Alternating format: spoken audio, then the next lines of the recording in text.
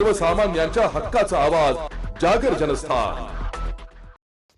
धुळे शहरातील कमलाबाई शाळेजवळ शाळकरी मुलींच्या छेडछाडीचा गंभीर प्रकार समोर आलाय।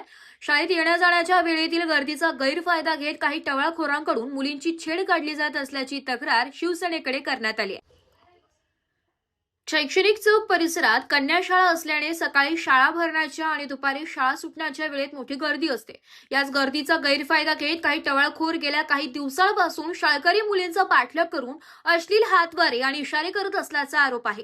या प्रकाराला कंटाळलेल्या काही शाळकरी मुलींनी थेट शिवसेनेकडे धाव घेत आपल्या व्यथा मांडली। त्यानंतर युवासेनेच्या कार्यकर्त्यांनी परिसरात वॉच ठेवत एका संशयित टवाळखोराला पकडले। त्याचे 3 ते 4 साथीदार मात्र पसार झाल्याची माहिती आहे। मुलींच्या सुरक्षेचा प्रश्न गंभीर असल्याचं सांगत शिवसेनेच्या कार्यकर्त्यांनी संबंधित तरुणाला पकडल्यानंतर त्याला चोप दिलाय। मात्र अशा प्रकरणांना आळा घालण्यासाठी कायदेशीर कारवाई होणे गरजेचे आहे। दरम्यान शाळा प्रशासन आणि पोलीस प्रशासनाने या प्रकरणाची गांभीर्याने दखल घेऊन तातडीने योग्य ती कारवाई करावी अशी मागणी शिवसेनेचे जिल्हा प्रमुख मनोज मोरे यांनी केली आहे। शाळकरी मुलींच्या सुरक्षेशी कोणतीही तडजोड केली जाणार नाही। प्रशासनाने योग्य ती कारवाई न केल्यास शिवसेना स्टाईलने कारवाई केली जाईल असा इशारा मनोज मोरे यांनी दिलाय। मात्र या प्रकरणात पोलीस प्रशासन आता नेमकी काय भूमिका घेते, शाळकरी मुलींच्या सुरक्षेसाठी शाळा प्रशासन आणि पोलिसांकडून कोणत्या उपाययोजना केल्या जातात याकडे धुळेकरांचं लक्ष लागलंय। जागर जनस्थानसाठी रूपक बिरारी, धुळे। हा शैक्षणिक संकुलाचा परिसर आहे। या बाजूला इथे कमलाबाई शाळा आहे, बाजूला शिवाजी हायस्कूल आहे, बाजूला बापना हायस्कूल आहे आणि जिजामाता आहे। या सर्व मुलींच्या शाळेचा परिसर असल्यामुळे इथे या धुळे शहरामधून वेगवेगळ्या भागातून काही टवाळखोर मुलांचं कायम मुलींची छेडखानी करण्याचे प्रकार इथे चालू असतात।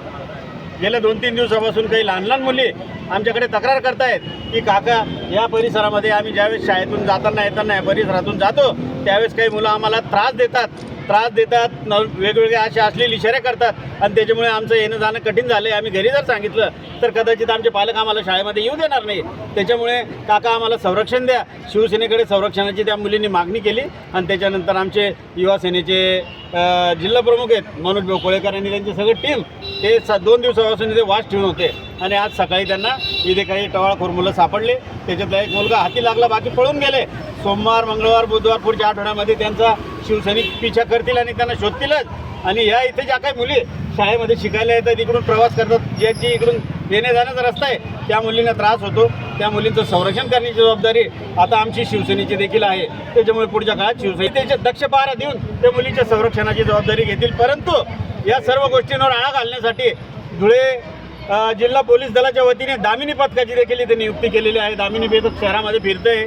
आता तुम्ही पाहिलं असेल वेगवेगळ्या लॉजेसमध्ये नको ते प्रकार सापडतात। तात्पुरतं होतं त्या लॉजमधून ते मुलींची बदनामी नको म्हणून कोणी दाखल करत नाही, परंतु त्याचा गैरफायदा असा घेतला तर लॉज चालक किंवा तो जो कॅफे चालक आहे तो पुन्हा ते 2 तासाने ते कॅफे चालू करतो आणि त्याच्यामुळे पुन्हा त्या मुलींना संधी मिळते। आमची दामिनी पथकाला देखील विनंती आहे की आपलं कर्तव्य आपण नक्कीच चांगल्या पद्धतीने पाडतात, परंतु ज्यावेळेस या शाळेच्या या 4-5 शाळा ज्यावेळेस सुटतात जिथे जेणेकरून मुलींची संख्या जास्त आहे त्या मुलींची शाळा सुटायच्या वेळेस आपण इथं थोडंसं तुम्ही पोलिसी खाक्यामध्ये येणार, गाडीमध्ये येणार तर निश्चितपणे तर जे काही नाराधाम असतील, जे काही टुक्कार मुलं असतील त्यांच्या लक्षात येऊन जाईल। त्याच्यामुळे आमची यांना विनंती आहे की साध्या वेशामध्ये इथं थोडंसं एक या दुकानातलं कुठलं तरी कस्टमर बनून फिरलं पाहिजे, लक्ष दिलं पाहिजे आणि असे मुलं सापडले की त्यांची वरात काढली पाहिजे। या परिसरातूनच या भोसडीच्या नंग करून फिरवायचं, त्यांचे कपडे काढून यांना फिरवायची, यांची वरात काढली पाहिजे।